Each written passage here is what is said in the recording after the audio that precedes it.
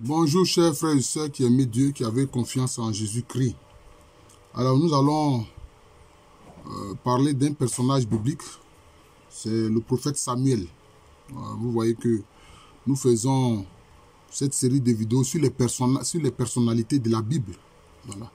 Leur caractère, leur comportement, leurs paroles, leur façon de faire aussi nous inspirent, nous permettent de voir ce qu'ils ont fait de bon, comme ce qu'ils ont fait aussi de mauvais, dans leur relation avec Dieu, comment cela s'est fait. Alors nous allons parler ici du prophète Samuel.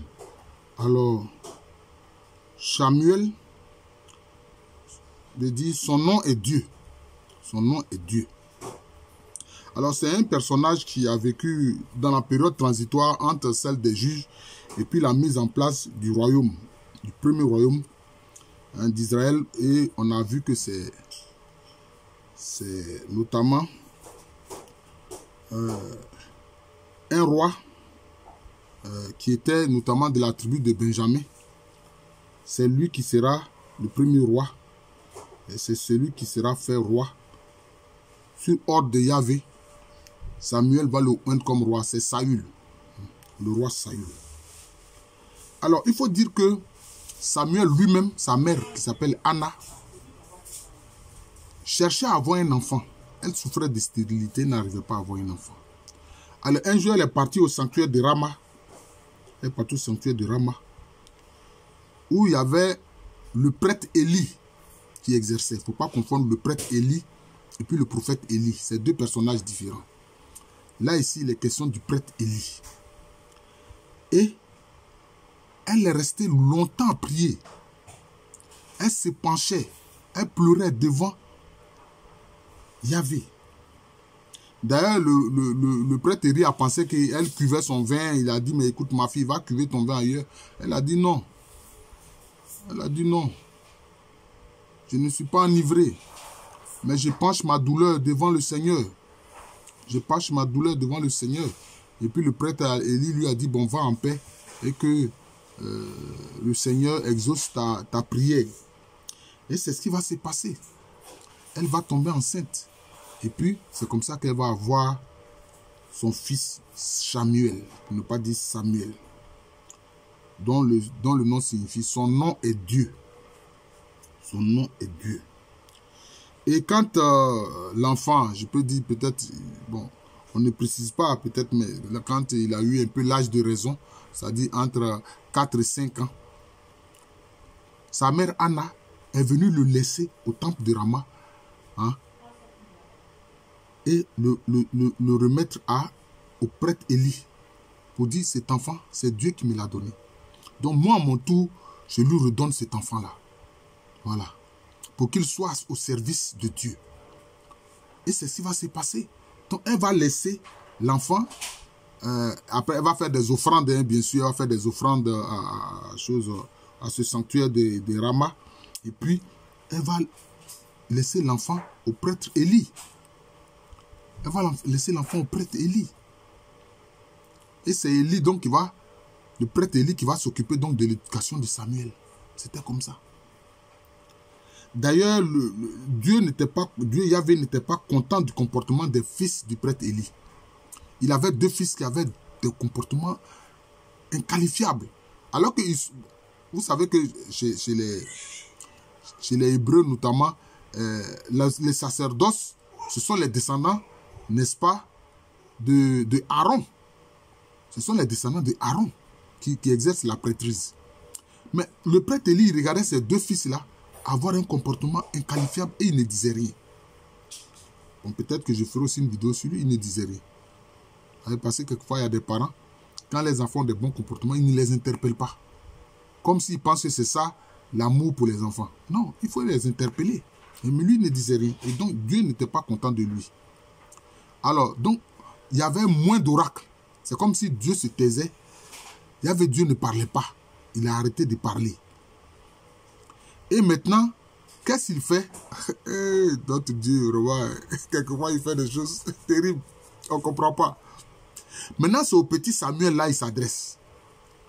C'est au petit Samuel là qu'il va parler. Il va parler à Samuel. Il appelle Samuel. Samuel. Bon, Samuel ne le connaissait pas. Il ne connaissait pas encore le Seigneur Dieu.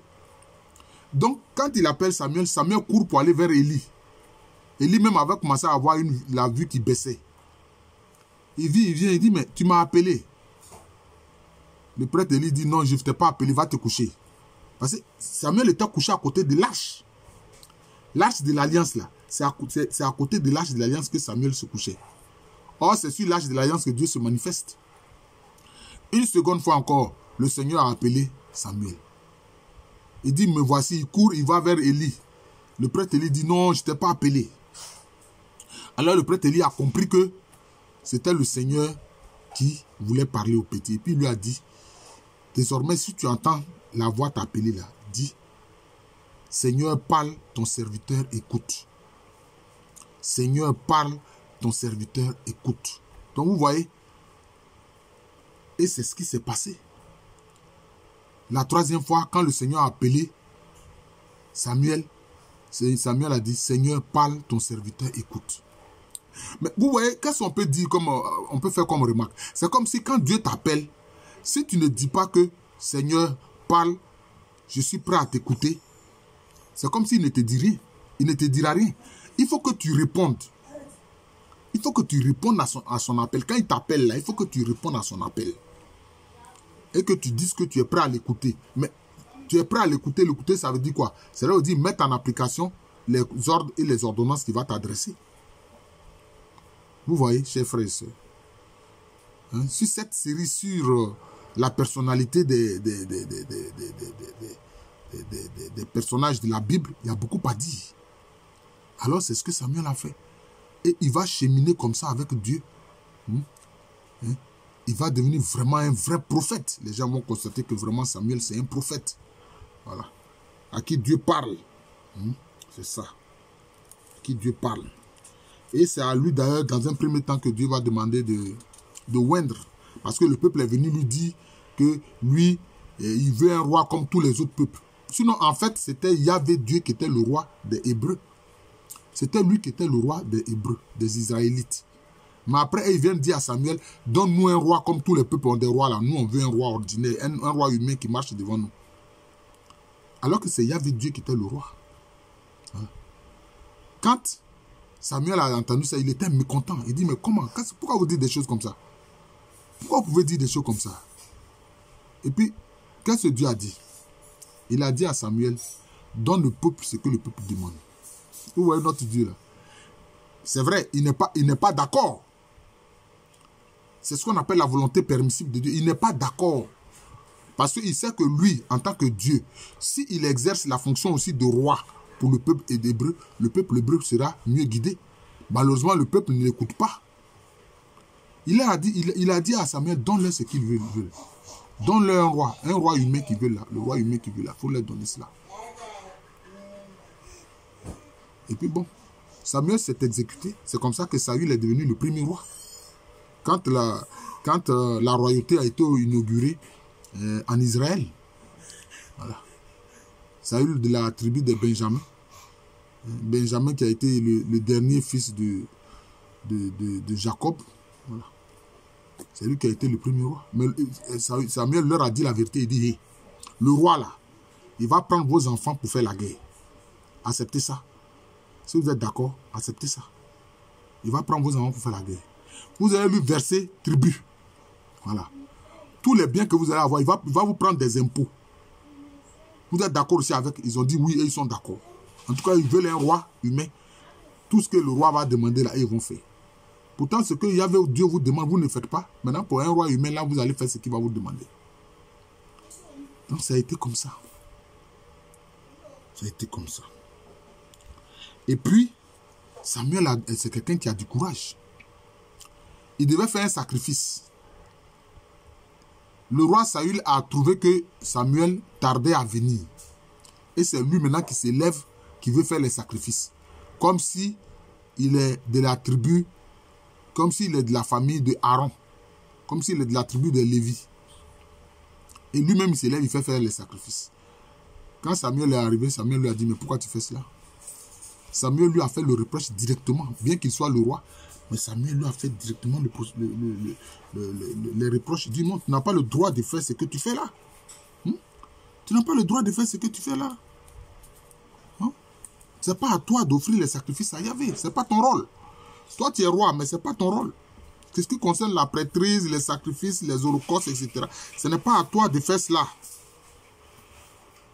Comme on dit là, Samuel lui a dit cela vertement. Combien de gens, même dans nos présidences là, ont le courage de dire ce qu'ils pensent au président pour dire, quand le président a mal fait, il dit non, président, vous avez mal fait. Ce n'est pas comme ça. Vous avez enfreint la loi, vous avez enfreint la constitution, vous avez enfreint les règles. C'est ça aussi la personnalité de Samuel. Avoir le courage de dire la vérité, même au roi. C'est cela, Samuel. Vous voyez, c'est important. Vous voyez ce qu'on apprend de ces personnages bibliques. Alors, quand Samuel va décéder, le roi Saül et puis son fils Jonathan qui avait une grande amitié pour David, parce que avant que Samuel ne meure, Dieu va lui dire, j'ai rejeté Saül. Il faut introniser David, il faut oindre David, le fils de Ishaï. Souvent on dit Jessé, en français on dit Jessé. Mais non, en langue hébreu c'est Ishaï. Vous voyez comment le nom est différent. En français on dit Jessé, mais c'est Ishaï. Ishaï, le père de David. Pour ne pas dire Daoud. En fait, on dit David, mais en fait, c'est Daoud. Vous comprenez? Et puis, c'est comme ça qu'il a oint Daoud, ou David, si vous voulez, comme roi.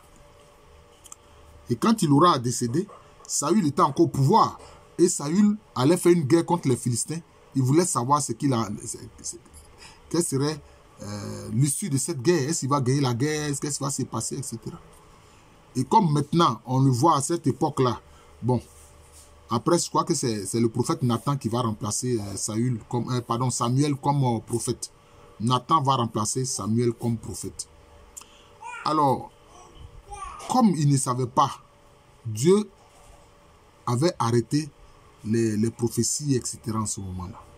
Parce que Dieu n'était pas content d'abord du comportement du roi Saül et puis du comportement du peuple hébreu en général, du peuple israélite en général. Alors que fait le roi Saül? Il va voir une nécromancienne. J'ai fait une vidéo sur la nécromancie, vous pouvez regarder ça. Voilà, sur la nécromancie. J'ai fait une vidéo. Je crois que j'ai intitulé ça la nécromancie. Vous tapez nécromancie, PR Alou, pour voir ce que c'est. Ce sont ceux qui invoquent les morts. Ce sont ceux qui invoquent les morts. Et quand ils invoquent les morts, là, les morts répondent. C'est ça les faits. Il y a des mystères sur la terre. Hein. Ils appellent les morts. Là. Quand les morts répondent. Mais quelquefois, ça peut être quelques démons qui jouent des pitreries, qui peuvent jouer des pitreries. Mais les véritables nécromanciens, ils ont des rites et des rituels. Ils savent comment ils appellent les morts et les morts répondent. Et Saül a dit à cette nécromancienne-là, qu'on appelle la nécromancienne d'Éden d'or, fais-moi ce rituel. Appelle-moi quelqu'un qui s'appelle Samuel. Et quand elle a fait le rituel, effectivement, Samuel est apparu. Mais quand elle est revenue à elle, elle s'est rendue compte que c'était le roi Saül qui était là. Alors que Saül avait pris un décret royal pour interdire ce genre de pratiques-là. La sorcellerie, la nécromancie, la magie, tout ça, là, il avait interdit cela. Hein? Maintenant, c'est lui-même maintenant qui vient voir cette nécromancienne pour lui demander de faire ce travail-là, pour que lui puisse parler avec Samuel. Vous voyez comment les gens sont. Toi, tu prends des décrets, tu prends des lois, et puis toi-même, tu es le premier à désobéir. Toi, le roi Saül. Bon, je crois que je n'ai pas encore fait une vidéo sur Saül. Hein. Peut-être que je vais faire cela, mais vous voyez son défaut. Lui-même, il enfreint les lois et les décrets qu'il a mis en place. C'est ça le problème. Et puis, quand la nécromancienne là a fait son rite là, son rituel là, Samuel est apparu. Qu'est-ce qu'elle a dit? Elle dit, je vois un Dieu monter du ciel. Je vois un Dieu monter du ciel. Parce que c'est comme si on voit Samuel faisait quoi? Il faisait l'ascension pour aller vers Yahvé Dieu. Donc vous comprenez? La question de l'ascension. Voilà, on voit. Dans le livre de Samuel. Le prophète Samuel faisait l'ascension pour aller vers son Dieu, vers son Seigneur. Voilà. Il faisait l'ascension. Donc, il montait au ciel, il montait du ciel. Vous voyez. Et elle a dit, je vois un Dieu qui monte du ciel. Il a un manteau. Quand elle a dit, je vois un Dieu qui a un manteau, il monte du ciel. Saül, automatiquement, a vu que c'était Samuel. Et puis, il a parlé avec Samuel. Samuel a dit, mais pourquoi est-ce que tu me déranges? Parce que les nécromanciens, quand ils appellent les défunts, ils les dérangent. Ils les dérangent. Samuel était en train de faire son ascension, pour ne pas dire son assomption. Bon, comme le thème d'assomption, ça vient après, parce que par la suite, le thème d'ascension est seulement lié à la personne de Jésus. C'est lié à la personne de Jésus. C'est Jésus qui a fait l'ascension. Parce que lui, il est Dieu. Il a la capacité de monter lui-même. Mais les hommes que Dieu élève vers lui, eux, ils n'ont pas la capacité de le faire eux-mêmes. C'est Dieu même qui le fait. Donc, c'est Dieu qui faisait cela pour Samuel. Est-ce qu'alors, a posteriori, on va utiliser le thème d'Assomption?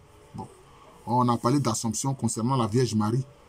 Voilà, on a parlé d'Assomption concernant la Vierge Marie, qui monte avec son âme et son corps. Dieu l'a fait monter avec son âme et son corps vers lui. Voilà. Et on a vu Samuel qui montait. Et il dit à Saül, pourquoi me déranger? Pourquoi est-ce que tu me déranges? Il a dit, oui, vraiment, je dois aller en guerre contre les Philistins. Je ne sais pas si ça va bien se passer. Vraiment, je n'ai pas d'informations. Donc, je voudrais que tu me donnes l'information. Mais Samuel va lui donner l'information. Tu t'en fais la guerre aujourd'hui, non? Aujourd'hui même là, toi-même là, tu vas me rejoindre. C'est ce que Samuel lui a dit. Il a dit, aujourd'hui même là, toi, Saül là, tu vas me rejoindre. Ça veut dire quoi? C'est-à-dire qu'il a dit à Saül que Saül va mourir. Quand il va aller faire cette guerre, il va mourir. S'il va le rejoindre, donc lui aussi, il va faire quoi? Dieu va lui permettre de monter, alors qu'il n'a pas été toujours un bon serviteur. Mais Dieu, sans doute, a pardonné à Saül. Puisque Samuel a dit qu'aujourd'hui, même toi-même, tu vas me rejoindre. C'est-à-dire que tu vas monter vers moi. Dieu va permettre cela. Voilà ce que le personnage de Samuel. Dès l'enfance déjà consacré à Dieu, il a servi Dieu toute sa vie. Voilà.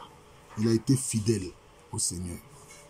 Et il était un homme véridique, qui n'hésitait pas à dire la vérité. Voilà. Je vous remercie. Je suis le frère Jean de l'amour de Jésus. C'est mon nom spirituel, c'est aussi le nom de cette chaîne YouTube. Et à l'état civil, je suis le professeur Alou Kwamerene. Je vous souhaite un bon week-end et une très bonne journée.